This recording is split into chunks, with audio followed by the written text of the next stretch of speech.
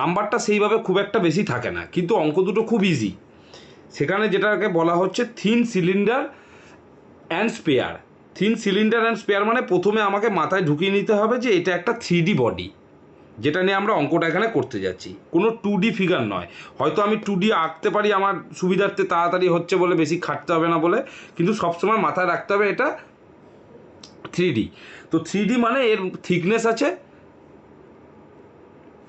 তো আমি একটা একটা করে এখানে ডায়াগ্রাম শেয়ার করি। দেখো, ফার্স্ট সবার প্রথম যেটা দেখতে পাবে এটাকে বলে থিন সিলিন্ড্রিক্যাল সেল। কেন থিন সিলিন্ড্রিক্যাল সেল বলে সেটা বুঝতে হবে। থিন সিলিন্ড্রিক্যাল সেল বলার রিজনটা হচ্ছে, এখানে যে থিকনেসটা তোমরা দেখতে পাচ্ছ, এই থিকনেসটা হচ্ছে তার ক্রস সেকশনাল লেন্থের তুলনায় 8 to 10 টাইমস লেস। মানে আমি যদি সহজে বলতে যাই, তাহলে thickness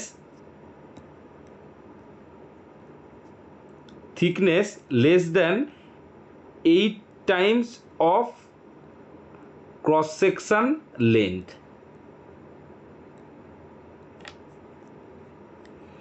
তাই জন্য একে বলা হয় থিন সিলিন্ড্রিক্যাল সেল।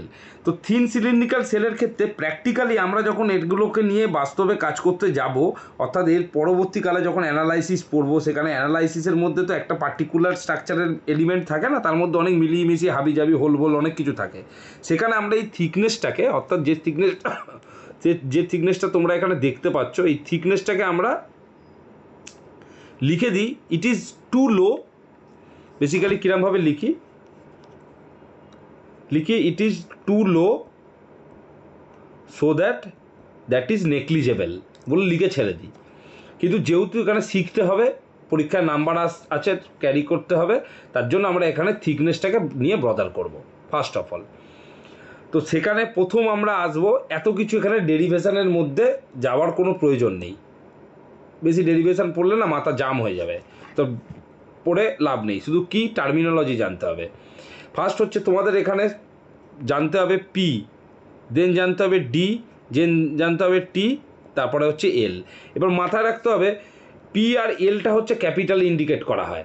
যদি পিটাকে তুমি এখানে স্মলে ইন্ডিকেট করে দাও, তখন সেটা কিন্তু একটা অন্য মিনিং ক্রিয়েট করবে। আবার এলটাকেও যদি তুমি একটা শর্ট হ্যান্ডে, মানে শর্ট হ্যান্ডে বলছি, লোয়ার হ্যান্ডে যদি ইন্ডিকেট করো, সেটাও একটা অন্য জিনিস ক্রিয়েট করবে। First of all P is বড় হাতের অক্ষরের, আর ক্যাপিটাল এলও থাকবে, ওটা বড় হাতের অক্ষরের।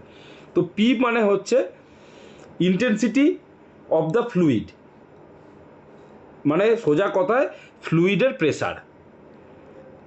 তারপরে চলে আসবে ইন্টারনাল ডায়ামিটার, সেটাকে আমরা স্মল ডি দিয়ে ডিনোট করব। যদি এটা ক্যাপিটাল ডি হয়ে যায়, তখন কিন্তু সেটা আউটার ডায়ামিটার, অর্থাৎ এই আউটার ডায়ামিটারকে ইন্ডিকেট করবে। ইন্টারনাল ডায়ামিটার বলতে এই ভেতরের ডায়াটা। তারপরে চলে আসবে টি মানে হচ্ছে এই থিকনেসটা। এটা মোটামুটি দেখবে 5 mm, 10 mm, ম্যাক্সিমাম 15 mm এর মধ্যে ঘোরাফেরা করে। তোমাদের এখানে যা অঙ্ক আছে তুমি দেখবে 5, 10, 15 mm এর মধ্যে থাকে, মানে মধ্যে কথা খুব ছোট। আচ্ছা, তারপরে চলে আসবে এল, অর্থাৎ লেন্থ মানে হচ্ছে এই লেন্থ। এটাকে শুধু লেন্থ বলে লিখেছে, এখানে একটু লেখা উচিত ছিল, এটাকে বলা হচ্ছে ওভারঅল লেন্থ।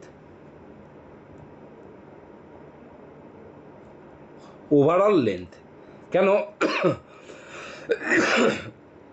এই সিলিন্ড্রিক্যাল সেলের পরে যখনই তুমি স্পিয়ারে ঢুকবে, এই স্পিয়ারে বলছি, যখন তুমি এখানে নর্মাল কি বলে এগুলোর একটা নাম আছে, এরকম শঙ্কুর মতন দেখতে হয়, বুঝেছো, পিরামিড টাইপের কোন। যখন তুমি কোণের অঙ্কেতে ঢুকবে, তখন দেখবে ওখানে ওভারঅল লেন্থ, তারপরে হচ্ছে একটা তির্যক উচ্চতাটাকে স্মল এল দিয়ে ডিনোট করে। সেই কারণেই বললাম ক্যাপিটাল এল মাথায় রাখতে হবে, ওভারঅল লেন্থ। তো 4টে জিনিস আমরা পেলাম। P for pressure of the fluid বা intensity of the fluid, D মানে হচ্ছে তোমার ডায়ামিটার ইন্টারনাল, টি মানে হচ্ছে থিকনেস, অ্যান্ড ক্যাপিটাল এল মানে ওভারঅল লেন্থ। এরপর চলে আসবো, কালো হয়ে গেল কেন?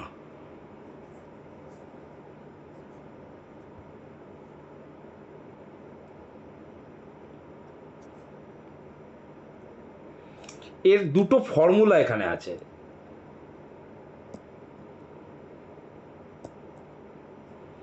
তো তো আমি এই ফর্মুলাটা ডেরিভেশনটা পরে বলবো, আগে এর অ্যাপ্লিকেশানটা দেখো। যদি অ্যাপ্লিকেশানটা মনে রাখতে পারো তাহলে তুমি অটোমেটিকলি এর ডেরিভেশনটা নিজেই করে দিতে পারবে অঙ্কের মাধ্যমে।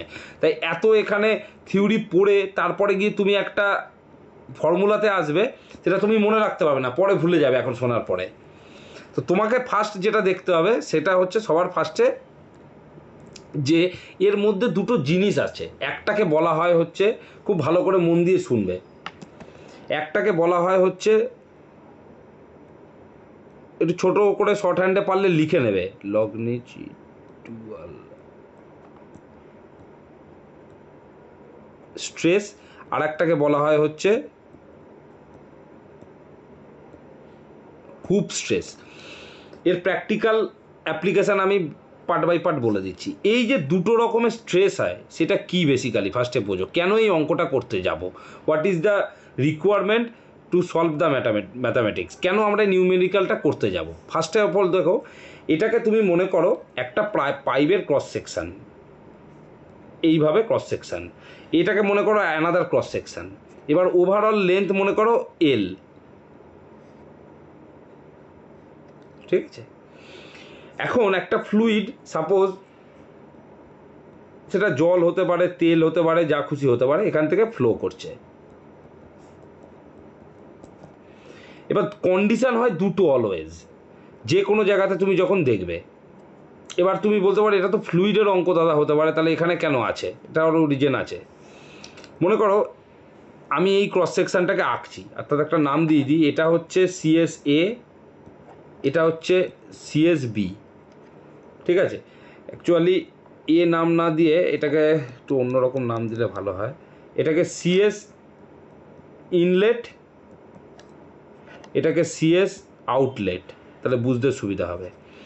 এবার মনে করো আমি ইনলেটটাকে আঁকছি, এই ইন্টারনাল ডায়ামিটারটা আঁকলাম এইটা এখানে, ঠিক আছে। এবার মনে করো এর মধ্যে ওয়াটার আছে, যার ডেটাম লেভেল এইটা। তার মানে আমি উল্টো দিক দিয়ে বলতে পারি যে যদি এর ডায়া হয় 10 সেন্টিমিটার, তোমাদের অঙ্কগুলো বেশিরভাগ সেন্টিমিটারে আছে, হ্যাঁ, যে যাতে থাকুক না কেন সেন্টিমিটারে সব কনভার্ট করে নিয়ে চলে এসে অঙ্ক করবে, আদারওয়াইজ মিলিমিটারে এনে অঙ্ক করবে। মিটারে এনে কেউ করতে যাবে না, তার কারণ ক্যালকুলেটারে মারতে গিয়ে এদিক ওদিক হলে গুলিয়ে যাবে। মিটারে কী হয়, সংখ্যাটা অনেক ছোটো হয়ে যায়, তো গন্ডগোল হবে। মিলিমিটার অথবা সেন্টিমিটারে করবে, যাতে বলে দেবে তাতে করলে সবচেয়ে ভালো। তো এই ফ্রি এরিয়াটাকে আমাকে প্রথমে চিন্তা করতে হয়, এইটাকে বলা হয় ফ্রি বোর্ড, মানে যেটা তোমার কাছে ভয়েড থাকবে। অ্যানাদার বাকি রিজিয়নটা তোমার ওয়াটার আছে। এবার এই ওয়াটারটা যখন মনে করো এটাকে তুমি দেখছো সামনে দিয়ে, মানে তোমার চোখ যদি হয় এইটা, তুমি এই রকম দেখছো সোজাসুজি, সেটাকেই যখন তোমার চোখটা একটু সাইডে চলে আসবে, তুমি যখন তির্যকভাবে একে দেখবে, অর্থাৎ পার্সপেক্টিভ ভিউতে, মানে তুমি কল্পনা করো তুমি তোমার বাড়ির দেওয়ালের গায়ে একটা ক্যালেন্ডার ঝুলছে, ওই ক্যালেন্ডার থেকে তুমি যদি জিনিসটাকে দেখো, একটু টপ ভিউ নয় আবার একদম সাইড ভিউ নয়, একটু ওপর থেকে তির্যকভাবে দেখছো, তখন তুমি ভাববে যে এই যে ফ্লুইডটা এর মধ্যে দিয়ে যাচ্ছে, এই ফ্লুইডটা দুটো প্রেসার ক্রিয়েট করছে এই সিলিন্ডারের ভেতরে। It's not a pipe line, হ্যাঁ, আমি কিন্তু আবারও বলছি পাইপ লাইনের কনসেপ্ট নেবে না, এটাও একটা ভেসেল বা একটা সিলিন্ডার বলতে পারো। সিলিন্ডার মানে যেটা বেলুনের মতন গোল হবে, প্রপার গোল হবে না, যার 6টা তল থাকবে না, জেনারেলি যেমন হয় 4টে তল হয়, 4টে তলেরই থাকবে একটা ভেসেল। এর মধ্যে দিয়ে এই যে ফ্লুইডটা ফ্লো হচ্ছে, ফ্লুইডটা দুটো প্রেসার ক্রিয়েট করে। কীরমভাবে দুটো প্রেসার ক্রিয়েট করে, একটা করে হচ্ছে this is the centre point and the pressure transmitted through the this line.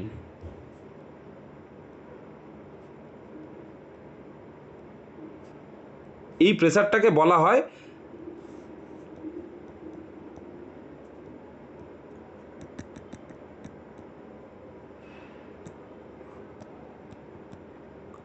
সার্কামফারেন্সিয়াল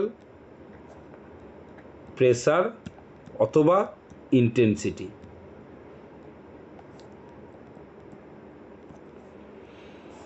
মানে যে প্রেসারটা ফ্লুইডের প্রেস করে সার্কামফারেন্সিয়াল ওয়েতে, এটাকে অনেক রকম ভাষা বলে। তুমি যদি এই বইটাতে পড়ছো সার্কামফারেন্সিয়াল পড়বে, তুমি যদি এসকে গার্গ বলে একজন রাইটার আছে তার বইতে যদি পড়তে যাও তখন তুমি পড়বে ওখানে পেরিফেরিয়াল প্রেসার। বোথ আর সেম, কিন্তু সার্কামফারেন্সিয়াল শব্দটাই উচ্চারণ আছে তোমাদের সিলেবাসে, তাই এটা থেকেই শোনো, এটা থেকেই কোশ্চেন আছে। বেশি জেনে নষ্ট জীবন। এরপরে তোমাদের মনে প্রশ্ন আসতে পারে, দাদা ছিল তো এতটুকু জল, তাহলে এইখানে প্রেসারটা এলো কোথা দিয়ে? আমি বলবো একদম 100% ঠিক বলেছো, আসবে না। প্রেসারটা কি হবে, এই জায়গাটাতে যাবে না, তার কারণ এই জায়গাটা ভয়েড আছে। তো এই জায়গাটা এই যে উপরি তলটা জলের, এই উপরি তল, এটাকে তোমরা পড়েছো হয়তো এর আগে, ডিপ্লোমাতে পড়তে পারো। একটা সারফেস টেনশন বলে একটা শব্দ আছে, কেউ শুনেছো আগে? বাংলায় 11-12 পৃষ্ঠ টান, কেউ পড়েছো?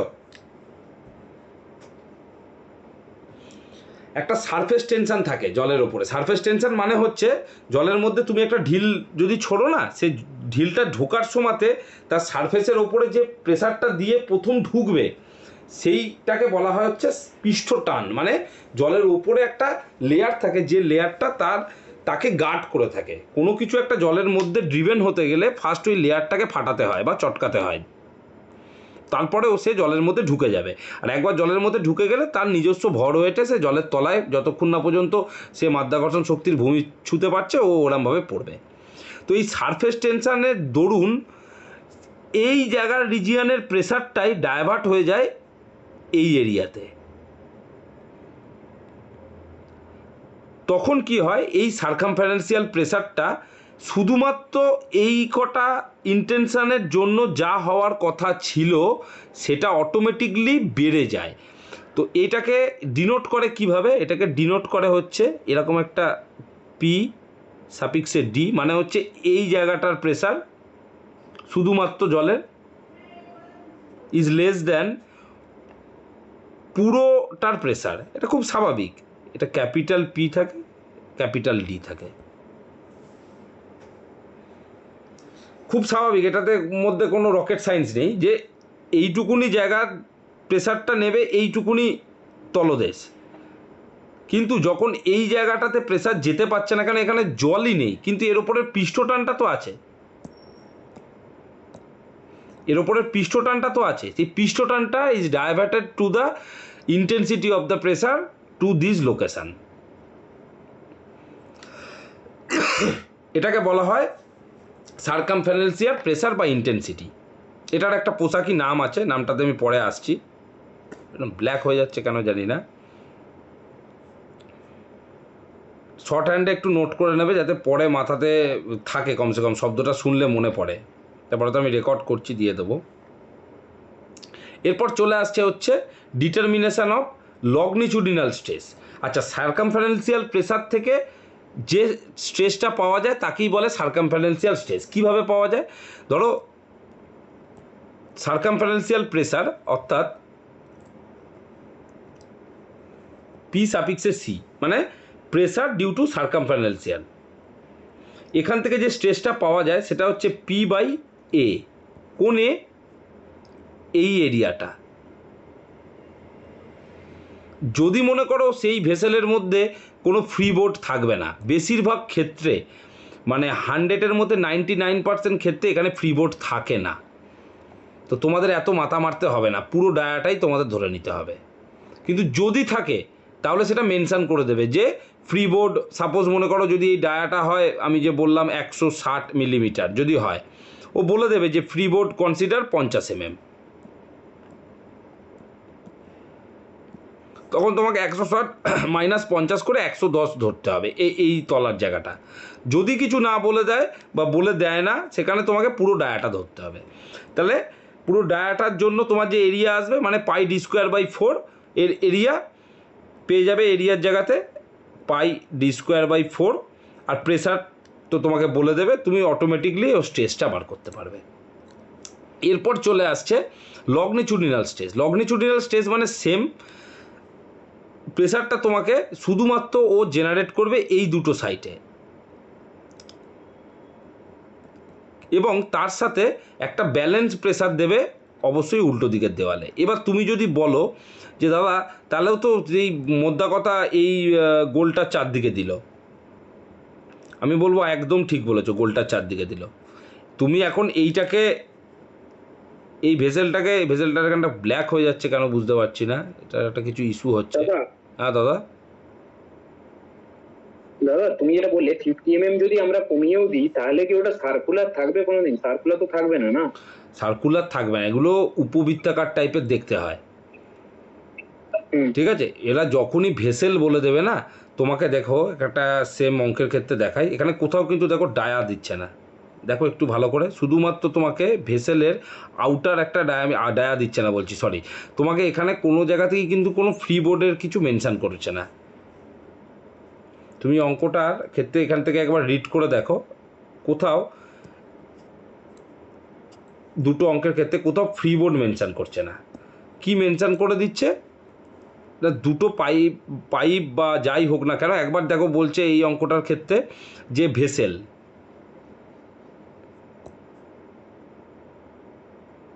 মানে মোদ্দা কথা ভেসেল যদি হয় তার কোনো ফ্রি বোর্ড থাকতে পারে না, কোনো দিনও হতে পারে না। একটা ভেসেলের মধ্যে সবসময়, ভেসেল মানে কি, তার দুটো টার্মিনাল থাকবে, তবেই তাকে বলা হয় ভেসেল।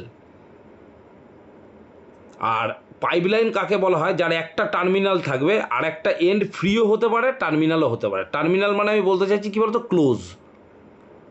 একটা পাইপের একটা দিক ক্লোজ হবে, মানে যেখান থেকে তোমার ফ্লুইড ইন হচ্ছে সেটা ক্লোজ না হলে তো এর মধ্যে সম্পূর্ণ ফ্লুইডটা যেতে পারবে না, ফ্লুইড সাইড দিয়ে লিক করবে। আর একটা টার্মিনাল ফ্রি হতে পারে, মানে যেখানে ফ্লুইডটা ডিসচার্জ হয়ে যাচ্ছে, আদারওয়াইজ সেইটাও তোমার যদি ক্লোজ হয়ে যায় তখন না সেটা পাইপ লাইন থাকলো না, তখন সেটা ভেসেল হয়ে গেল। তোমাদের এখানে দুটো টাইপ করে অঙ্কটার অঙ্ক করতে দেবে। একবার দেখো এখানে অঙ্কতে ভেসেল বলছে, এগেন এর পরের লাইনের পরের অঙ্কটা টাইপটায় চলে আসো, দেখো এখানে বলছে এই যে the suitable thickness of the pipe when the efficiency of the longitudinal and circumferential joints 70 and 70% respectively। তো তোমাকে মাথায় রাখতে হবে যে এটা আমার কিন্তু পাইপও হতে পারে, সেখানে আমার ফ্রিবোর্ড থাকতে পারে, কিন্তু এইসব অঙ্কগুলোর ক্ষেত্রে জেনারেলি ফ্রিবোর্ডটা দেয় না। এবার যদি বলো কেন দেয় না, তার কারণ হচ্ছে যদি সেটা এইরকম শেপ হয়ে যায় তখন সেটা চলে আসে হচ্ছে সেমি স্পেয়ার। নাম শুনেছো তো, এর আগের ইয়েতেই পড়ে এলে তোমরা।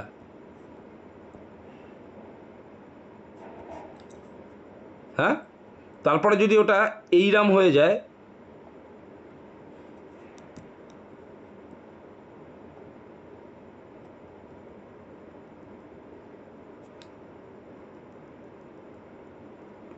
তখন এটা আবার চলে আসবে হেমিস্ফিয়ার। তো সেমিস্ফিয়ারের ফর্মুলাতে কি আছে, 4r/3π, আর হেমিস্ফিয়ারের ফর্মুলাটা এত বড় একটা ফর্মুলা। তো কতটা এক্স্যাক্টলি ফ্রি বোর্ড আছে যদি মেনশন না করে দেয়, তুমি হারগিস এই ফর্মুলায় কিছু বসাতে পারবে না। 8টাই তো খুঁজে পাবে না তুমি, বসাবে কি? 4 জানো, 4 একটা ইন্টিজার পূর্ণ সংখ্যা, 3 জানো একটা পূর্ণ সংখ্যা, পাই 3.147, 8টা কোথা দিয়ে পাবে? এই জন্য ফ্রি বোর্ড নিয়ে ওরা খুব একটা কিছু উল্লেখ করে না। কিন্তু তোমাদের বুঝাতে গেলে ওইটা যদি পাইপলাইন হয়, পাইপলাইনের কোনোদিনও পুরো পাইপলাইন ধরে জল যায়? সেটা যাবে একদম, ধরো একটা পাইপলাইন খুব মনসুন পিরিয়ড, সাঁটিয়ে জল আসছে ওপর থেকে গতিতে, তখন পাইপলাইনটা ভরে যায়। বেশিরভাগ সময় কি পাইপলাইন দেখবে, যে কোনো ওপেন ড্রেন দেখবে রাস্তায়, কখনো দেখো সব সময় 12 মাসও পুরো উতলে পড়ছে, রান অফ সারফেস মানে সারপ্লাস ওয়াটার এইভাবে বাইরে পড়ছে? সেটা রেয়ার কেস। সেই জন্য আমাদের বোঝার জন্য বুঝতে হবে। এবার মজার ব্যাপার হচ্ছে এই অঙ্কের ক্ষেত্রে দুটো ফর্মুলা সিস্টেমেটিক জেনারেটেড মানে বাই ডেরিভেশন ওই ফর্মুলা দুটো বেরিয়ে এসছে, ওই ফর্মুলা দুটো বসিয়েই তোমাকে অঙ্ক বার করতে হবে। তো এখানে কি অঙ্ক তোমাকে দেবে, অঙ্ক তোমাকে দুটো জিনিস জিজ্ঞাসা করতে পারে। এক জিজ্ঞাসা করতে পারে সার্কামফারেন্সিয়াল প্রেসার কত, আদারওয়াইজ সার্কামফারেন্সিয়াল প্রেসার কত, লংনিচুডিনাল প্রেসার কত, এটা একটা অঙ্ক। আদারওয়াইজ তোমাকে প্রেসার বলে দেবে, তোমাকে ডায়ামিটার বার করতে হবে। খুব ইজি অঙ্ক। তো ফার্স্ট এই ইজি অঙ্কের মধ্যে তোমাকে সবার ফার্স্টে আমি একদম একটা ইজি অঙ্ক করাবো। এই অঙ্কটা কোনোদিনও পরীক্ষাতে আসতে পারে না, এত সহজ অঙ্ক আসে না।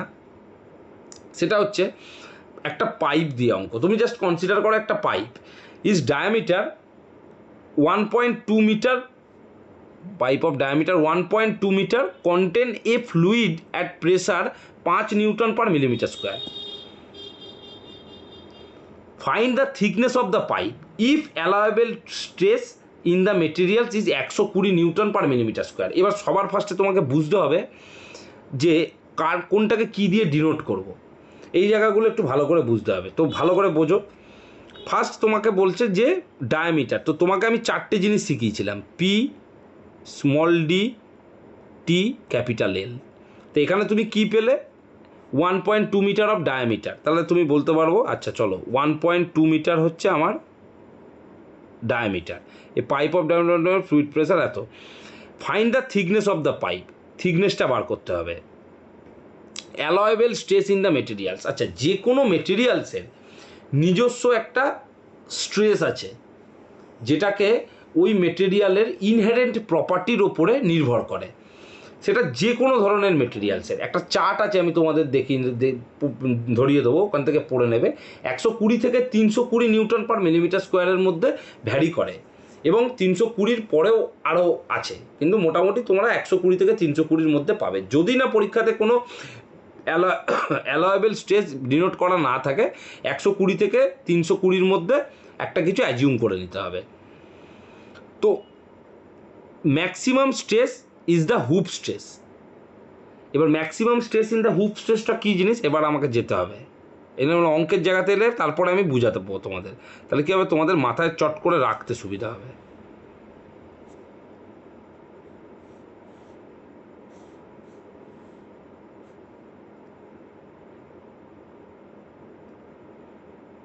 এত দূর অবধি যা বললাম মোটামুটি কথাগুলো বুঝতে পেরেছো?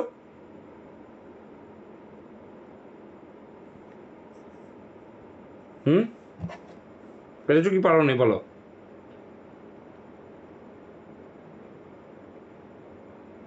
বলবে ভাই, কারোর অসুবিধা থাকলে বলবে, অসুবিধা নেই।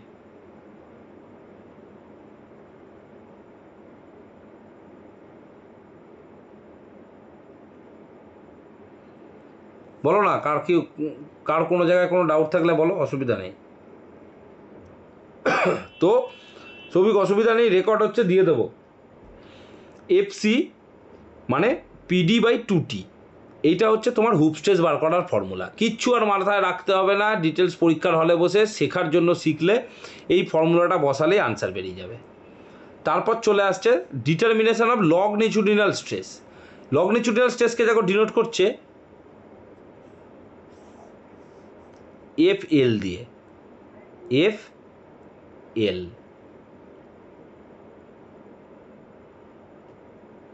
Is equal to same P D by 4টি। এইটা থেকে তোমরা কি বুঝলে আমাকে বলো তো, এই দুটো ফর্মুলাটার থেকে কি তফাৎ বুঝলে, which is the difference between this two formula. এটা সার্কামফারেন্সিয়াল অর্থাৎ হুপ, এটা লংনিচুডিনাল। বলো কি বুঝলে এক কথায়, কি তাৎপর্য দুটো ফর্মুলার মধ্যে ডিফারেন্সের, কি সিগনিফিকেন্স? তাহলে এই চ্যাপ্টারটা বুঝে যাবে। একটা লাইন, একটা স্টেটমেন্ট, কি বুঝলে, তাহলে চ্যাপ্টারটা বুঝে যাবে। Circumferential stress divided by 2 equal to stress. Circumferential stress divided by 2 equal to hoop stress, মানে লংগিটিউডিনাল স্ট্রেস। আর ঠিক করে বলো, আরেকবার বলো দাদা। এই এফএলটাকে আমরা লংগিটিউডিনাল স্ট্রেস বলছি তো? হ্যাঁ রাইট। তো circumferential stress divided by 2 equal to এই লংগিটিউডিনাল স্ট্রেস। উল্টো, যদি সার্কামফারেন্সিয়াল স্ট্রেসকে 2 দিয়ে ডিভাইড করা হয় তাহলে আমরা এটা পাচ্ছি। এইটাকে ডিভাইড করতে চাইছো কি, না এইটাকে ডিভাইড করতে চাইছো, কোনটাকে? এই গ্রিনকে না এই রেডকে, কাকে ডিভাইড করতে চাইছো?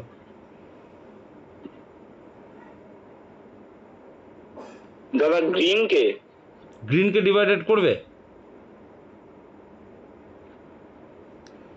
হ্যাঁ, ওকে 2 দিয়ে ডিভাইডেড করলেই দাদা এইটা পেয়ে যাচ্ছি। আচ্ছা, কিভাবে পাচ্ছি? PD by two, PC PD by 2t by 2, তাই তো? তাই তো বলছো? পিসি বাই 2, হ্যাঁ, PD 2t by 2। PD 2t by 2, তাই তো হ্যাঁ লিখেছি? দাদা। হ্যাঁ, তাহলে অ্যাজ পার ম্যাথামেটিক্স রুলস এই দুইটা এর এখানে গুণ হয়ে উঠে যায়। হ্যাঁ, তাহলে তো এই দুইটা কেটে যায়, গিয়ে হয়ে যাবে পিডি বাই টি। কী করে এটা হলো?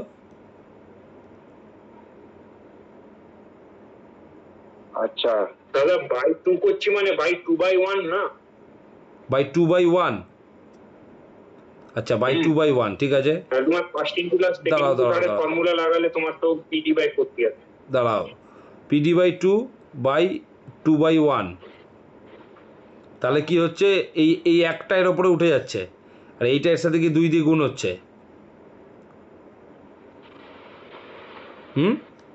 কার কনসেপ্ট এটা? হ্যাঁ দাদা।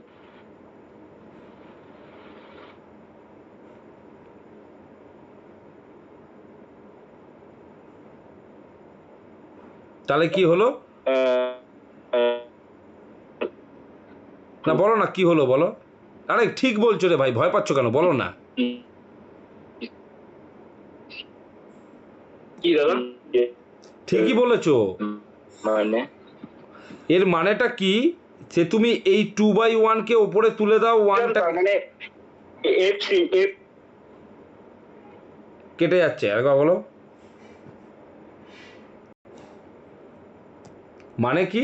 বোথ দি স্ট্রেস আর acting on a longitude right angle to nature. এই দেখো এই জায়গাটা এঁকে দিয়েছে ওইটাকে।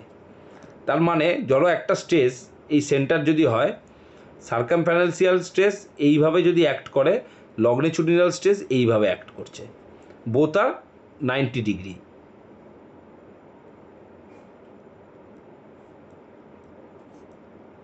টু ইচ আদার।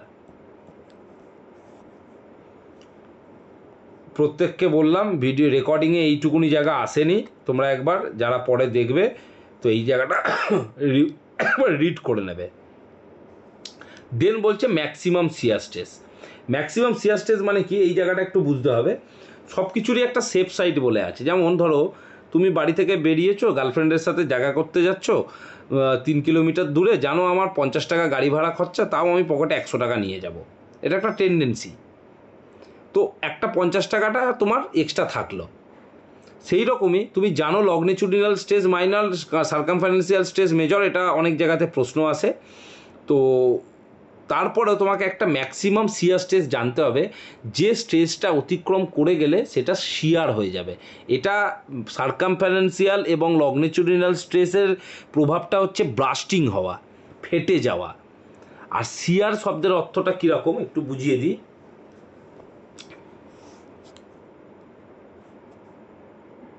এগুলো কিন্তু কমন ফ্যাক্টর না, আজকে বলছি মানে আবার কালকে সব এত বকবো পারবো না কিন্তু, তাই পাতি জিনিসগুলো মনে রাখবে। মনে করো এটা একটা ম্যাচ বক্স, দেশলাই, এটা একটা দেশলাই। দুটোর মধ্যে এই জায়গা দিয়ে, অর্থাৎ এই তল থেকে, এই সারফেস থেকে যদি ছিঁড়ে এটা এইদিকে চলে যায়, ছিঁড়ে এটা এইদিকে চলে যায়, মানে তুমি সাপোজ এটাকে একটা গ্লু দিয়ে, আঠা দিয়ে দুটোকে একসাথে বসিয়ে রেখেছিলে, মানে এইভাবে বসিয়ে রেখেছিলে, কিন্তু এইটাকে টানছো ডান হাত দিয়ে এদিকে, এটাকে টানছো বাঁ হাত দিয়ে এদিকে, এখান থেকেই তো ছিঁড়বে। এমন তো না দেশলাই বক্সটার মাঝখান দিয়ে ছিঁড়ে চলে যাবে। যে কোনো দুটো সারফেস যখন একে অপরের থেকে ছিন্ন হয়ে প্যারালালি সরে যায়, সেটা আমি 2Dতে আঁকছি এরকম, কিন্তু সেটা প্যারালালি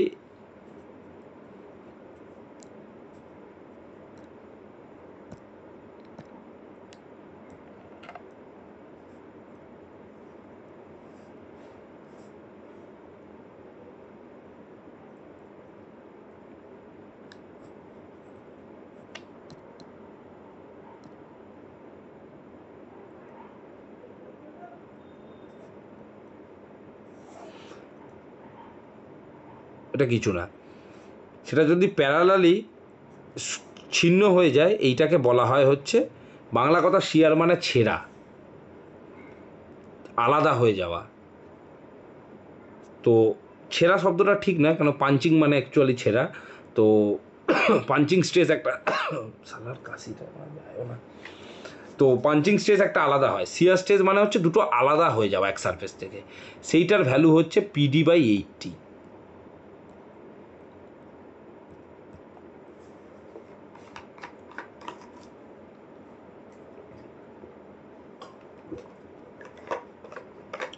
এবারে তোমাদের অঙ্কের ক্ষেত্রে আমি একটি অঙ্ক আজকে করাবো।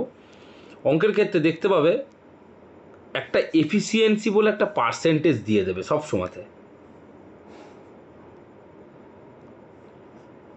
এটাকে তোমাদের প্রথম কাজ হবে /100 করে নেওয়া। কারণ অবশ্যই পার্সেন্টেজ মানে শতকরা, যদি 60 থাকে /100, যদি 70 থাকে /100। এটা কিন্তু প্রত্যেককে মাথায় রাখতে হবে। হ্যাঁ, এটা কিন্তু একটা গুরুত্বপূর্ণ ফ্যাক্টর। তোমরা যখন এরপরে ইয়েতে উঠবে, তোমাদের এই বিটেকে কোনো এস্টিমেশান বলে সেরকম কিছু নেই, ঠিক আছে? তো ওখানে যত রকমের মেটেরিয়াল কোএফিসিয়েন্ট পাও, বা কেউ যদি এখন বর্তমানে কাজ করো, PWD schedule, CPWD schedule, DSR Delhi schedule of rate, বা আমাদের কলকাতাতে যেটা বেশিরভাগ KMC ফেমসিতে ফলো করে, NBC ন্যাশনাল বিল্ডিং কোড, ওখানে দেখবে সব কিছু এরকমই থাকে, পার্সেন্টেজে থাকে। তো আমরা সেই জিনিসটাকে বেশিরভাগ ক্ষেত্রে এরকম ডিভাইডেড করে নিই। তো এই জিনিসটা একটু কেয়ারফুলি মাথায় রাখতে হবে, ঘাবড়ে যাওয়ার কিছু নেই। তো এই অঙ্কটাকে আমি এখানে ইতি টেনে দিচ্ছি, এটাকে আমি আর করাচ্ছি না, এটাকে আমি পরে লাস্টে বলে দেবো, ঠিক আছে? এটাকে আমি একটা কম্বিনেশানের অঙ্ক এখন বলবো। দেখো বলছে থিন স্পেরিক্যাল সিলিন্ড্রিক্যাল ভেসেল, ভালো করে বুঝবে, এটা করলে ওটা এক লাইনের অঙ্ক এমনি বুঝে যাবে। Thin spherical cylindrical vessel of diameter, বাবু বলছি তোকে ফোন করেছিলাম এই কারণে, ভাই তুই আমার একটা হেল্প করে দে না। বলছি কাল আমি থাকছি না, তুই একটু বাড়ি থেকে আমার চাবিটা নিয়ে ইয়েতে দিয়ে দিবি তো, ক্লাবের মধ্যে ইয়েটা রাখা আছে, তো ওগুলোকে পাই টু পাই করে না, হ্যাঁ হ্যাঁ হ্যাঁ পৌঁছে দিস। হ্যাঁ হ্যাঁ হ্যাঁ, কালকে ওদের ক্যাম্পেনিং আছে তো, হাবিজাবি আছে তো। না আমি একটু যাব, বাইরে যাব, কালকে পরশু দুদিন থাকবো না, তুই করে দিস একটু। আর রাত্রে এখন আসতে হবে না, তুই কালকে সকালে নিস, মায়ের কাছে, কাছে, বৌদির কাছে, যাকে খুশি বলে নিয়ে নিস, অসুবিধা নেই। ঠিক আছে ভাই। তো thin spherical vessel, spherical vessel of a diameter 1.5 metre, 1.5 metre, thickness of metal, এই যে বলে দিল thickness of the metal 15 mm, এই যে আমি বললাম 5, 10, 15 এর মধ্যেই মোটামুটি ভ্যারি করে। And the efficiency of the longitudinal joint, efficiency of the longitudinal joint মানে যে লগ্নিচুডিনাল স্ট্রেসটা তুমি বার করার ফর্মুলাটা শিখলে, FL, সেইটা হচ্ছে স্ট্রেস, মানে অত দূর অবধিও নিতে পারবে, অত দূর অবধি ওর অ্যালায়েবল লগ্নিচুডিনাল স্ট্রেস। কিন্তু এ বলছে এফিসিয়েন্সি, মানে এই স্ট্রেসটা যা হবে, তার স্ট্রেসটা যা হবে, ধরো X হবে, তার 70%, তার 70%, ও বলে দিল না কত, বলে দিল তার 70%। If the maximum tensile stress of the plate, এই যে vessel diameter, thickness of the metal বলে দিয়েছে, এই যে থিকনেস অফ দ্য মেটাল, সেই মেটালের একটা টেনসাইল স্ট্রেস ম্যাক্সিমাম, এটা অনেক রকম শব্দ ইউজ করবে, ঘাবড়াবে না। Maximum tensile stress, allowable compressive stress, allowable shear stress, তারপরে বলবে হচ্ছে তোমার tolerable limit of the stress, এরকম অনেক আলবাল শব্দ ব্যবহার করবে, কিচ্ছুতে মাথা ঘামাবে না। যেটাই দেখতে পাবে এরকম newton per millimetre square, KG per centimetre square, kilo newton per metre square, এরকম কিছু থাকবে। কনভার্টার আমি তোমাদেরকে বানিয়ে দেবো এই সেমিস্টার কমপ্লিট করার আগে, কীভাবে ভ্যালু কনভার্ট করতে হয়, একদম জলের মতন মুখস্থ করিয়ে দেবো, টুইস্ট শিখিয়ে দেবো, সব কনভার্ট করতে পারবে। কিন্তু মনে রাখতে হবে যা রকমই স্ট্রেস বলুক না কেন, সব হুইচ এভার বলবো না, হোয়াট এভার দ্য সেম, যাই থাকুক স্ট্রেস, তো calculate the permissible stream, calculate করতে হবে তোমাকে পারমিসিবল মানে কতটা তোমার permissible steam pressure in the vessel, ভেসেলের মধ্যে কতটা স্টিম প্রেসার হবে, ভাবো কী কন্ডিশন ভাই। Calculate the also circumferential stress in the solid plate, মানে হুপ স্ট্রেস বার করতে বলছে। লংনিটিউডিনাল স্ট্রেস মানে ওই FL যেটা বললাম, যেটারই 70% তোমাকে বলেছে সেইটা বার করতে বলছে। In the plate section through the joint, মানে জয়েন্ট ধরে ধরে, কারণ এক একটা ভেসেল 1.5 মিটার তো একটা ভেসেল হয় না, এই 1.5 মিটার তো একটা ভেসেল হয়, এবং থ্রু আউট যদি অনেক বড় লেন্থ হয় তার তো জয়েন্ট পড়বে, সেই জয়েন্টগুলোর জন্য। If efficiency of the circumferential joint 60%, তাহলে কি বললো, লংনিটিউডিনাল জয়েন্ট বললো 70% এফিসিয়েন্সি, আর সার্কামফারেন্সিয়ালের এফিসিয়েন্সি বললো 60%। আবার সার্কামফারেন্সিয়ালের প্রেসারটাও তোমাকে বার করতে হবে, লংনিটিউডিনাল প্রেসারটাও বার করতে হবে। তারা বলে দিয়েছে এটা কনসিডার করতে 60% আর 70%।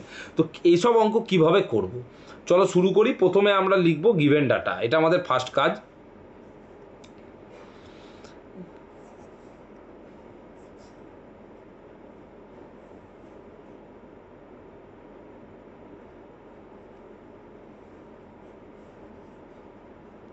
গিভেন ডাটা, গিভেন ডাটাটা কি চলে আসছে, ডায়ামিটার অফ দ্য প্রেসার। ভালো করে সবাই একটু মনোযোগ সহকারে দেখবে, দয়া। Diameter of the pressure vessel বলে দিল, দেখো এইটা যাতে থাকবে না, সবসময় অন্য ডায়ামিটারগুলোকে এটাতে নিয়ে আসবে।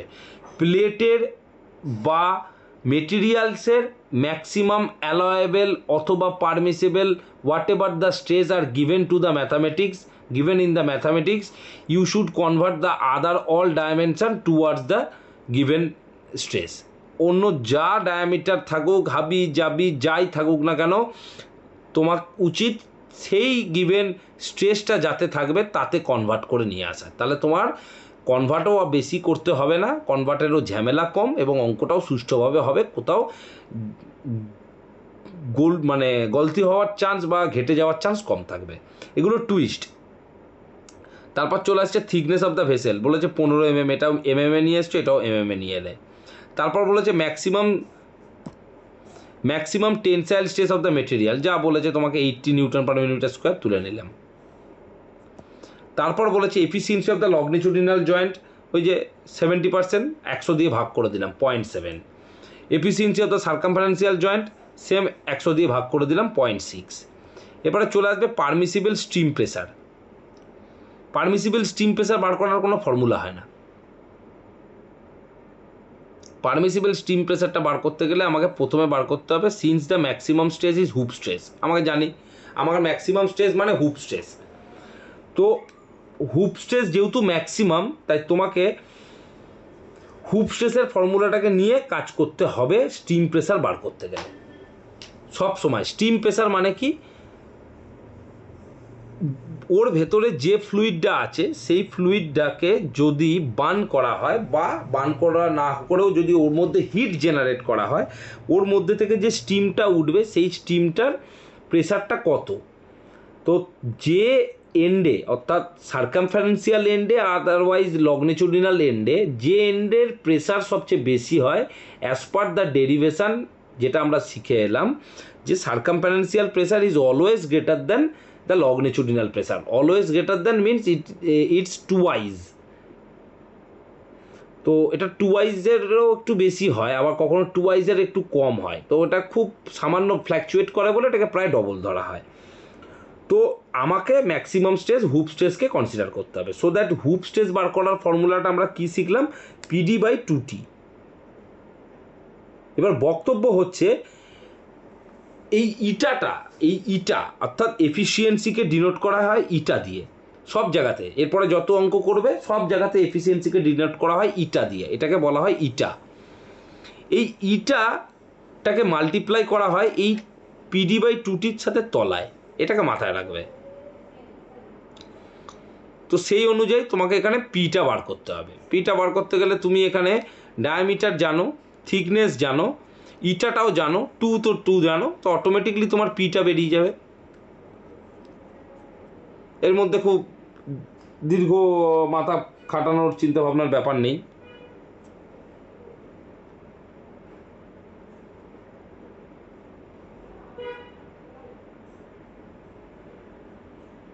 আছে কি?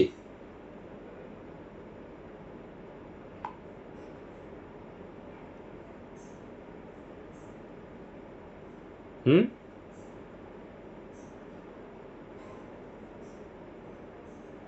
কি গো?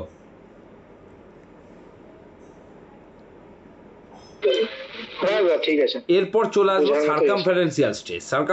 সার্কামফারেন্সিয়াল স্ট্রেস মানে এই যে হুপ স্ট্রেসটাই সেম। কেন এটা তুমি বার করলে প্রেসারের জন্য, এই যে তোমাকে প্রথমে বলেছে calculate the permissible steam pressure in the vessel, এই প্রেসারটা বার করার জন্য তুমি এইটা করলে যে এতটা প্রেসার আসছে। তারপরে চলে আসবে স্ট্রেস, সেম ফর্মুলাই PD/2T। এখানে আর ইটাটাকে আমি আনবো না, তাহলে আমি তো শুধু বার করছি স্ট্রেস অর্থাৎ FC, আমার যা ফর্মুলা আছে তাই। এইটার ক্ষেত্রে আমার প্রেসারটাকে আমার জানতে চাইছি, কতটা প্রেসার, কার প্রেসার, এটাখানে চাইছি কিন্তু প্রেসার জানতে, ভালো করে দেখো। আর এখানে কিন্তু আমি জানতে চলেছি স্ট্রেস। প্রেসার জানার সময়তে আমাকে এফিসিয়েন্সিটা দরকার, যে আমার কতটা এফিসিয়েন্সি। একটা জিনিসের 100% এফিসিয়েন্সি হয় না, কিছুটা লস হয় এফিসিয়েন্সি সব সময়ের জন্য। তুমি যদি সাইকেল চালাচ্ছ, তোমার পা দিয়ে তুমি প্যাডেলের ওপরে যা প্রেসার দিচ্ছ, তোমার চাকাটাও কি সেই অনুপাতেই গড়াচ্ছে? কিছুটা তো তোমার বিয়ারিংয়ের চেনের টিথের মধ্যে, দাঁতের মধ্যে একটা ঘর্ষণজনিত অবক্ষয় আছে, একটা লস আছে। সেইটার জন্যই সবসময় এফিসিয়েন্সি অলওয়েজ লেস দ্যান 100 সব কিছুর ক্ষেত্রে পৃথিবীতে।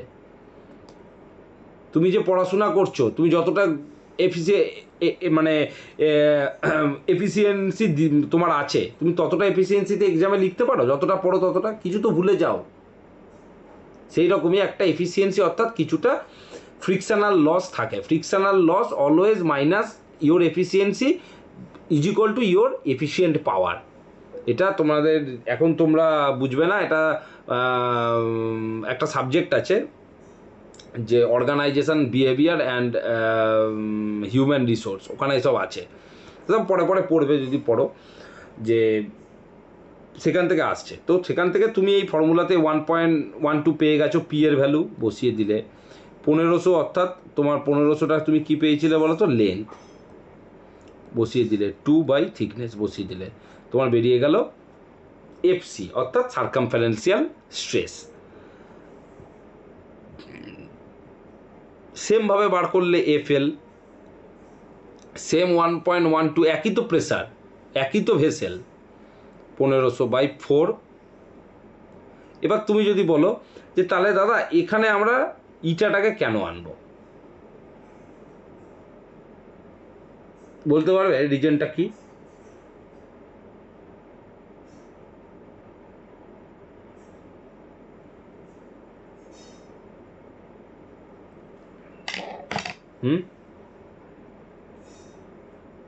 পরের অঙ্কের ক্ষেত্রে দেখো, বলতে পারবে?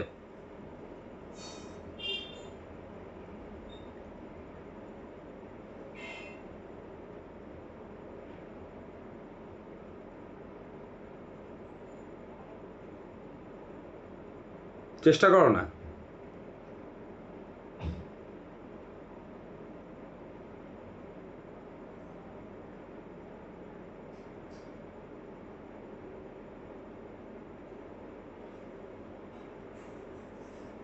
চেষ্টা করো। দেখো এই অঙ্কগুলোর ক্ষেত্রে, এর পরের ক্ষেত্রে কিন্তু এগুলো বোঝার আছে এর মধ্যে, সেম অঙ্ক ওই অঙ্কটার মতো নেই। অ্যাকচুয়ালি এইগুলোকে বলা হয় হচ্ছে বিতর্কিত মতবাদ। কি বলা হয়? বিতর্কিত মতবাদ। এবার তুমি বলো আমার এসব বিতর্কিত মতবাদ জেনে লাভ নেই, পরীক্ষায় কী করবো? এটা দেখতে হয় কিভাবে, দেখো যদি তুমি এখানে ইটা নিতে, তাহলে এখানে তোমাকে 0.7 নিতে হতো।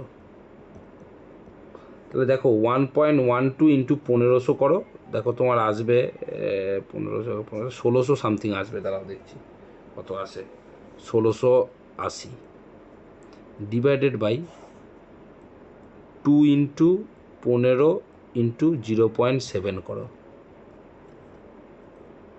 ভাগ করে দেখো, এটা আসবে 80 নিউটন পার মিলিমিটার স্কোয়ার। দেখতে পেলে হ্যাঁ কি না? এইটা করো 1.12 ইন্টু 1500 সেম আসবে 1680 divided by 4 into 15 into eta মানে হচ্ছে করে দেখতে হবে 4 ইন্টু 15 ইন্টু 0.6 মানে 36 দিয়ে ভাগ হবে 1680 ডিভাইডেড বাই 36, তার মানে আসছে 46.67।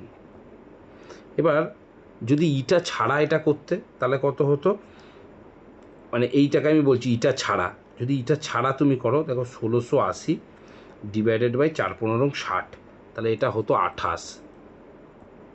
আর এটাকেও যদি তুমি ইটা ছাড়া করো তাহলে আসবে 56। দেখতে পারলে কি পারলে না? আসলো কি আসলো না? ভালো করে দেখো ভাই, বুঝবে এইগুলো। এখানে কিন্তু ছাক্কা 7 নাম্বার থাকবে। আর এই 28 তখন আসছে যখন ইটা ছাড়া, ইটা নেই, এখানেও ইটা নেই, তখন দেখো 28 দুগুণে 56 ম্যাচ করছে। কিন্তু এখন এখানে ইটা নিয়েছে, এখানে ইটা নেয়নি, দেখো 47 আর 56, তার মানে এটা ভুল। ইটা আমাকে বোথ অঙ্কেটার ক্ষেত্রেই কনসিডার করতে হবে। বুঝতে পারলে কি আমি যেটা বোঝালাম? প্রত্যেকে বলো, নাহলে বইয়ে কিন্তু এরম টুইস্ট মার্কা ভুল বিতর্কিত মতবাদ হিসাবে ভেবে অনেকে ঠিক ধরে নেবে।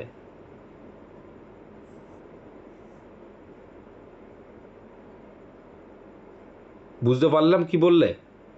আমি কি বললাম? এই 0.6টা যদি না থাকে না এখানে, তাহলে দেখো এটা চলে আসবে 28, তার মানে এটা চলে আসবে 56, তার মানে একদম এখানে আমি ইটা দেব না, এখানে ইটা যেহেতু দিইনি। যদি এখানে আমি ইটা দিই তাহলে আমার এইটা চলে আসবে হচ্ছে তোমার 80, দুটোতেই যদি ইটা দিই, তখন এখানে আমি যদি ইটা দিই তখন চলে আসবে 46.67 মানে 47 ধরো মোটামুটি। এবার তুমি দেখো 47 ইন্টু 2 দেখো 94 হয়, কারণ এটা হওয়া উচিত ছিল 94। তার মানে কি ডবলের কম। কিন্তু আমাকে থিওরি কি বলছে, আমার স্ট্যান্ডার্ড প্র্যাকটিস কি বলছে না, লগ্নিটিউডিনাল স্ট্রেস অলওয়েজ হুপ স্ট্রেসের হাফ হবে। তাই আমি সর্বদা বলবো যাতে করে তোমার এখানে ডবল আসছে তুমি সেইটাকেও ফলো করতে পারো। আদারওয়াইজ যদি ইটা ব্যবহার করো এখানেও করো, ইটা ব্যবহার করো এখানেও করো। এবার তুমি যদি বলো দাদা ডবল আসছে না, 94 হওয়া উচিত, এটা যদি 47 হয় তাহলে এটা 94 হওয়া উচিত, তাহলে এখানে 80 হচ্ছে। তখন আমি বলবো দেখো, যেহেতু অঙ্কের ক্ষেত্রে বলে দিয়েছে, পার্টিকুলারলি মেনশান করে দিয়েছে যে একজনের এফিসিয়েন্সি 60%, একজনের এফিসিয়েন্সি 70%, তাহলে যার 70% এফিসিয়েন্সি সে অলওয়েজ এফিসিয়েন্ট বেশি রাদার দ্যান অন্যটার থেকে।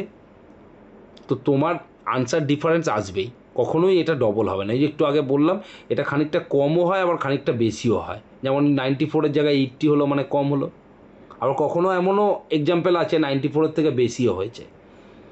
তাই এইগুলো জিনিসগুলোকে বলা হয় বিতর্কিত মতবাদ, এগুলোকে ট্রায়াল এরর প্রসেসে সলভ করতে হয়। তো তোমাদের পরীক্ষার জন্য অত সময় নেই কারো ট্রায়াল এরর প্রসেস বানানো পরীক্ষাতে হলে বসে। তো সেখানে তোমাকে কি করতে হয়, যদি আমি ইটা ইউজ করি, আমি ওয়ান কাইন্ড অফ এখানেও ইটা নেব, এখানেও এর ইটা নেব, যেখানে যার ইটা বলেছে। সার্কামফারেন্সিয়ালের এফিসিয়েন্সি যত বলেছে সেইটা আমি এখানে নেব, লগ্নিটিউডিনালের এফিসিয়েন্সি যত বলেছে আমি এখানে নেব। বোঝা গেছে?